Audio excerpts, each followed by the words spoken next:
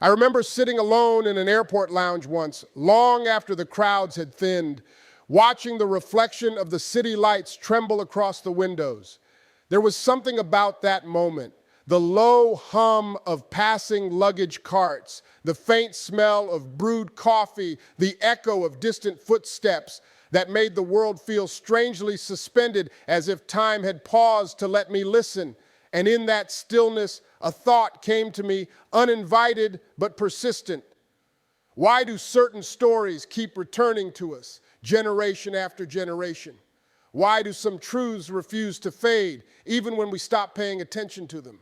It was around that time I first heard people discussing what Islam says about the return of Jesus, a topic I thought I understood from childhood stories and half-remembered sermons. But something in the way Muslims spoke about it felt different, not dramatic, not sensational, not wrapped in fear. It felt grounded, almost serene, like someone pointing toward a sunrise rather than a storm. And I found myself wondering why this particular belief carried such weight and why it stirred something deep in people who held it. That question kept tugging at me, nudging me in moments when my mind should have been elsewhere. On long drives, during quiet dinners, even mid-conversation with friends, I'd catch myself thinking, what does it mean for humanity to wait for the return of someone so universally revered? And what does it say about the soul of a religion when it speaks of him with such clarity and reverence?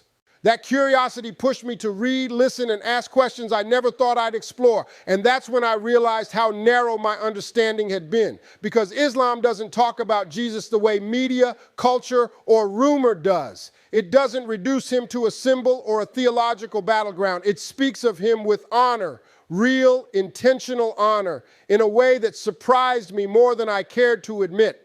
When I first learned that Muslims believe Jesus was raised up, that he's alive, that he is returning, not as a distant myth, but as a promise rooted in revelation, something inside me shifted. It wasn't shock. It wasn't disbelief. It was more like standing in a room where someone slowly opens the curtains and the light reveals details you never noticed before. Islam frames his return not as chaos, but as restoration, not as spectacle, but as divine order. And there was something profoundly humbling in that.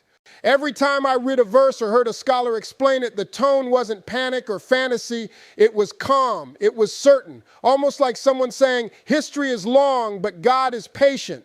What struck me most was the role Jesus holds in Islam, not as a rival to Muhammad, not as a misunderstood historical figure, but as a beloved messenger of God who was protected, honored, and reserved for a final chapter the world has yet to witness. Muslims speak of him with such admiration that I began to wonder why I had never heard this tone before, why these images of respect had never reached me. And the more I absorbed, the more I realized something essential. Islam doesn't just mention Jesus, it treasures him, and it describes his return as the moment when confusion collapses, when falsehood dissolves, and when humanity faces a clarity we've forgotten how to seek. That thought stayed with me for days. It felt like someone had handed me a key to a door I didn't know existed, a door that opened into a perspective on faith that was broader, richer, and more interconnected than anything I'd grown up with.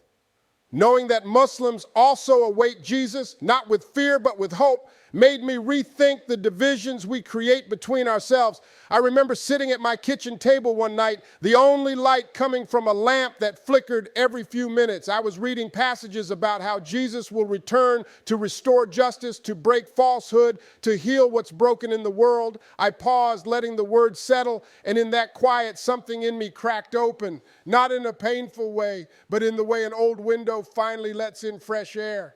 Because the world today feels like it's starving for justice, starving for sincerity, starving for leaders who heal more than they harm. And here was a message, ancient, unchanging, saying that the story of humanity doesn't end with corruption or chaos. It ends with truth. It ends with clarity. It ends with the return of someone who carried wisdom with every breath he took. Islam teaches that Jesus will return not to create a new religion, not to dominate, not to divide, but to affirm what God has always sent to humanity: guidance, mercy, and the reminder that life is more than appetite and ego. And that moved me deeply. It made me think about how tired the world is, how exhausted we are from noise, competition, endless scrolling, endless conflict, how desperately we cling to promises of hope, even when we pretend we're too sophisticated to believe in anything unseen. There was a moment, and I remember it vividly, when I sat at a park bench watching the leaves fall in slow, spiraling patterns. Children were playing behind me, their laughter echoing like bells. An old man walked past, leaning heavily on his cane. A woman held her baby close, shielding it from the breeze. And I thought, if Jesus really is returning, and Muslims hold this with such certainty, what does it say about the human story? What does it say about the mercy of God, that he would send someone back to guide us in a time when we've forgotten how to listen? I realized then that this belief isn't just theology. It's a mirror. It reflects the longing inside each of us. The longing for a world that tilts back toward justice. The longing for a world where truth is not optional, where compassion is not weakness, where humility is strength. Modern life tells us to build ourselves up, to showcase, to perform, to always be on. But Islam's teachings about the return of Jesus remind us that all our noise will eventually meet silence. All our illusions will meet reality, and all our egos will meet truth.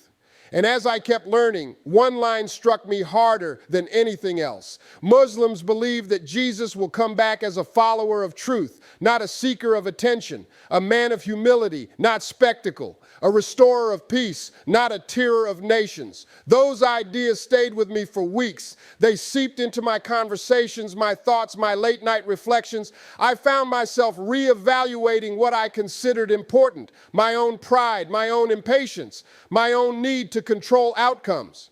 There's something powerful, almost disarming, about realizing you are not the main character in the universe, that history is not centered around your achievements or failures, that there are forces, promises, and stories bigger than your fears, bigger than your ambitions, bigger even than your lifetime. The more I leaned into this understanding, the more peaceful I became, not because I suddenly understood everything, but because I realized I didn't have to. Faith, real faith, isn't built on having all the answers. It's built on recognizing a wisdom greater than your own. And that's what this Islamic belief did to me. It softened me. It humbled me. It reminded me that God hasn't abandoned humanity, even when humanity abandons him.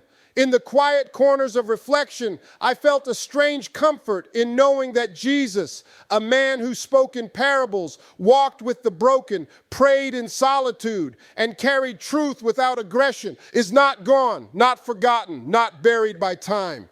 He's part of a story still unfolding.